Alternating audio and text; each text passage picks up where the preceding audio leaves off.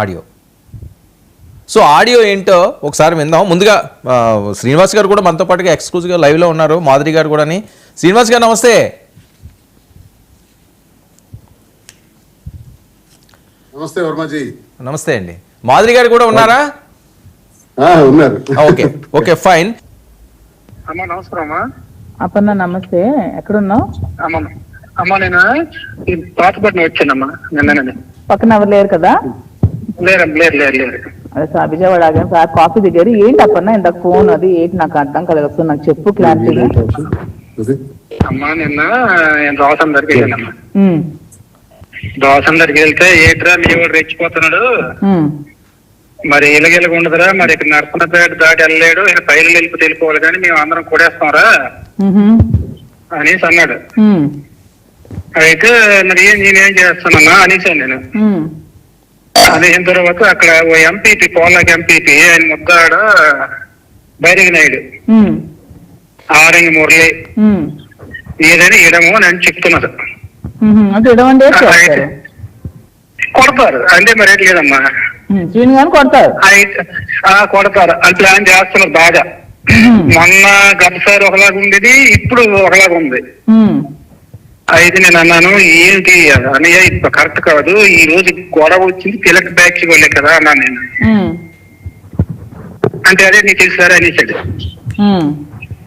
అయిన తర్వాత సరే మనం ఊరుకున్నా, సార్కి ఒక జాగ్రత్తగా ఉండమన్నా చెప్తామని నేను ఇందాక ఫోన్ చేసి చెప్పాను. ఈ ఇన్ఫర్మేషన్ అయితే పక్క కొట్టడానికి అయితే ప్లాన్ చేస్తున్నారు, ఇదైతే పక్క ప్లాన్ చేస్తున్నారు. తర్వాత ఇంకొక విషయం కూడా నాకు 2:30 తర్వాత నిమ్మాన్ నుంచి మా ఊరు నుంచి మళ్ళా ఒక న్యూస్ వచ్చింది. ఎలాగైనా శ్రీనికి నిమ్మాడ్ జంక్షన్ లో కొట్టడానికి ప్లాన్ చేస్తున్నారు. ఓకే ఓకే అమ్మా నమస్కారం. ఇది మరి దువ్వారి శ్రీనివాస్ గారిని కొట్టడానికి చూస్తున్నారట. ఈయన ఊరుకుంటాడా? కొట్టడానికి చూస్తున్నాను, నన్ను తిట్టడానికి చూస్తున్నాను, నన్ను పొట్టడానికి చూస్తున్నారు అనుకునేసరికి అదిగో చూడండి, ఆయన టీషర్ట్ వేసుకుంటూ బయలుదేరిపోయాడు. రోడ్డు మీద ఉంచుండివాడు.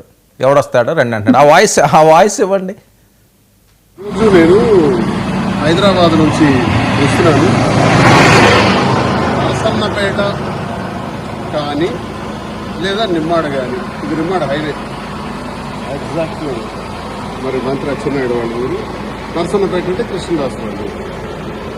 మరి కృష్ణదాసు నాకు కింజరా పప్పన్న ద్వారా కబురు పెట్టాడు, ఈరోజు హైదరాబాద్ నుంచి వస్తున్నాడు కదా, దమ్ముంటే రమ్మను, చంపేస్తాం, అటాక్ చేస్తాం, నరికేస్తామని చెప్పారు. సరే మీరేం చేస్తారో.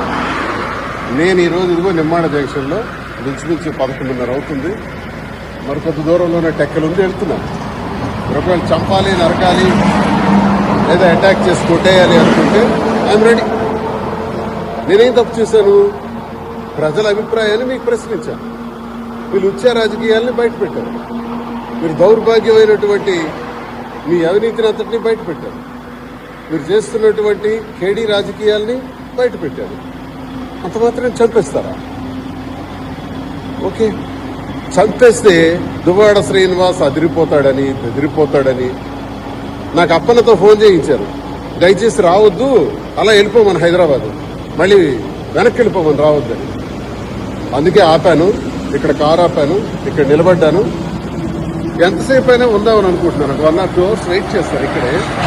వాళ్ళ రండి. మరి పోలీసు వారి దృష్టిలో కూడా ఈ విషయం నేను పెట్టాలి.